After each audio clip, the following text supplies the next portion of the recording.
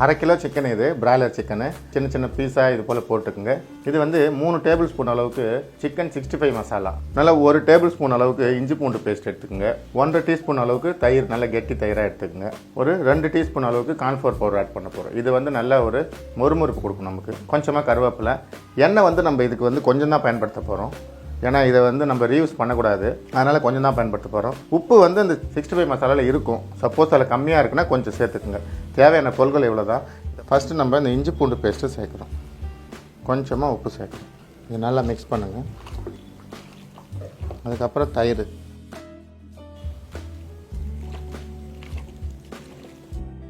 நல்லா கெட்டி தயிராக இருக்கணும், அப்போ தான் நல்லாயிருக்கும். நம்ம தயிர் சேர்க்கறதுனால லெமன் தேவையில்லை.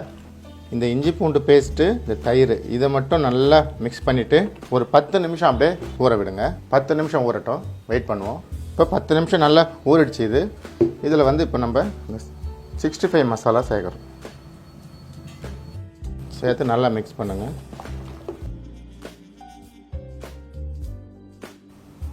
நல்லா ஒரு 3 டேபிள் ஸ்பூன் அளவுக்கு போடுங்க, சரியாக இருக்கும். இப்போ இது சேர்த்ததுக்கப்புறம் ஒரு 10 நிமிஷம் ஊறட்டும். அதுக்கப்புறம் நம்ம இதை கார்ன்ஃப்ளவர் மாவு சேர்த்து எண்ணெயில் போட்டுடலாம்.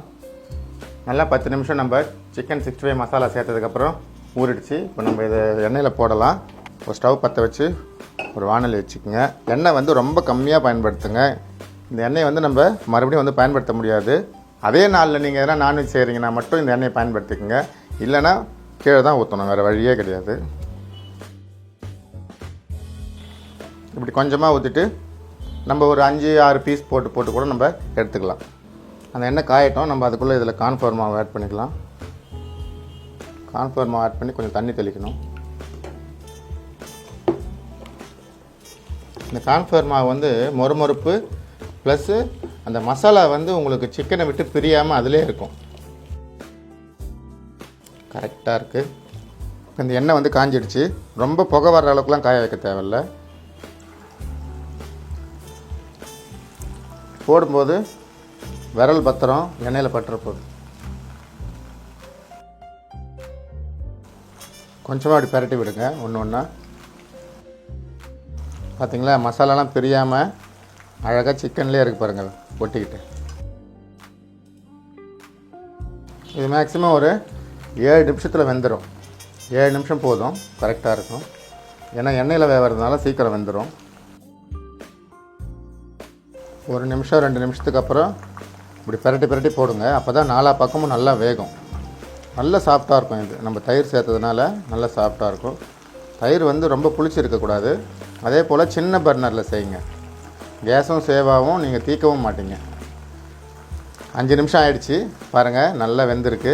மசாலாலாம் பிரியல பார்த்தீங்களா, அப்படியே பாருங்கள் அந்த சிக்கன்லேயே இருக்குது பாருங்கள் மசாலா. அதுதான் முக்கியம். அந்த கார்ன்ஃப்ளவர் மாவு நீங்கள் சேர்க்கலைன்னா மசாலா தனித்தனியாக போகக்கூடிய வாய்ப்பு அதிகம். இன்னும் ஒரு 2 நிமிஷம் இருந்தால் போதும். 6 நிமிஷம் ஆகிடுச்சு. இப்போ கொஞ்சம் நம்ம கருவேப்பிலை சேர்க்குறோம். இந்த கருவேப்பிலை ஏன் சேர்க்குறோம்னாக்கா, அந்த 65 இந்த கருவேப்பிலை போட்ட பிறகு அதனுடைய வாசனை செம்ம சூப்பராக இருக்கும் சாப்பிடும்போது. இது வந்து நம்ம சிக்கனை எடுக்க போகிறதுக்கு 1 நிமிஷம் முன்னாடி தான் சேர்க்கணும். அவ்வளோதான், எடுத்துடலாம். நல்லா இப்படி எண்ணெயை நல்லா எடுத்துகிட்டு எடுங்க. பாருங்கள், பார்க்கும்போதே எவ்வளோ சூப்பராக இருக்குது பாருங்கள். அந்த மசாலாலாம் அதிலே ஒட்டிக்கிட்டு அட்டகாசமாக இருக்குது பாருங்கள். சாப்பிடும்போது இன்னும் டேஸ்ட்டாக இருக்கும். இப்போ இதே போல் மீதி இருக்கிற சிக்கன் எல்லாத்தையும் போட்டு எடுத்துக்கோங்க. இதே போல் நம்ம எல்லாத்தையும் எண்ணெயில் போட்டு சுட்டு எடுத்தாச்சு.